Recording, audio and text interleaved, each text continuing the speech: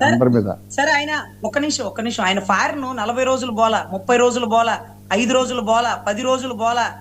ఆయన ఫారిన్ వెళ్ళాడు, ఈయన తెలంగాణలో పార్టీ ఆఫీస్ ఓపెన్ చేసుకుంది. ఏవో 3-4 రోజులే సార్, ఈ ఇన్సిడెంట్ 30 రోజుల నుంచి జరుగుతుంది. అన్ని మీడియాలో వస్తున్నాయి. పోలీసులు ఇన్వెస్టిగేషన్ టీం జరుగుతుంది. అక్కడ లోకల్ తెలుగుదేశం నాయకులు, జనసేన నాయకులు అందరికీ తెలుసు.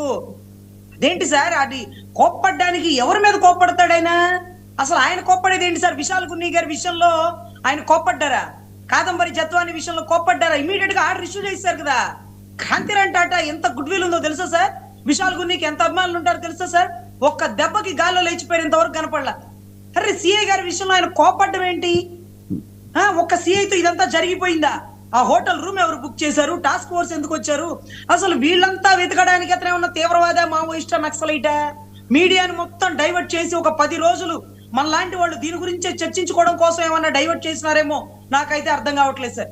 ఎందుకంటే అక్కడ పొగాకు రైతులు, ఆక్వా రైతులు, వైజాగ్ స్టీల్ ప్లాంట్ చాలా విషయాలు దారి మళ్ళీపోతున్నాయి.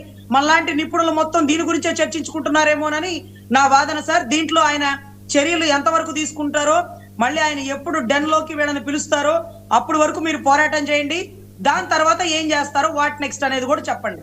టాస్క్ ఫోర్స్ ఏసీపీ లతా కుమారి అని ఆవిడ్ని కూడా విచారిస్తున్నారటండి సార్. 29 జడ్జి గారి ముందు ఒకటి సార్, 29 జడ్జి గారి ముందు ఏం చెప్తారంటే, అసలు నిష్పక్షపాతంగా ఈ కేసులో ఎవరున్నా సరే మేము చట్టపరమైన చర్యలు తీసుకుంటున్నామని గౌరవ జడ్జి గారిని నమ్మబలకడానికి వాళ్ళని విచారిస్తున్నాం, వీళ్ళని విచారిస్తున్నాం, వాళ్ళని జైల్లో వేసాం, వీళ్ళని జైల్లో వేసాం, ఇంతమంది పేర్లు చెప్తున్నారు సార్. వీళ్ళందరినీ కాదు జైల్లో వేయాల్సింది నాయకులనేమో అని నాకు అనిపిస్తుంది.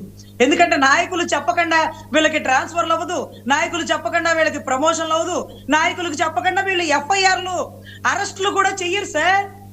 ఆ రోజు కాదంబరి జత్వాన్ని జగనే అరెస్ట్ చేయించినాడంటే ఈ రోజు సిఐ నాగరాజుతో చంపించింది గౌరవ ముఖ్యమంత్రి వర్యులా. మరి చెప్పండి అధ్యక్ష. జిందాల్తో చేతులు కలిపి కాదంబరి జత్వాన్ని జగనే అలా చేపించినారు. విశాల్ గున్నికి జగనే ఫోన్ చేపించినారు.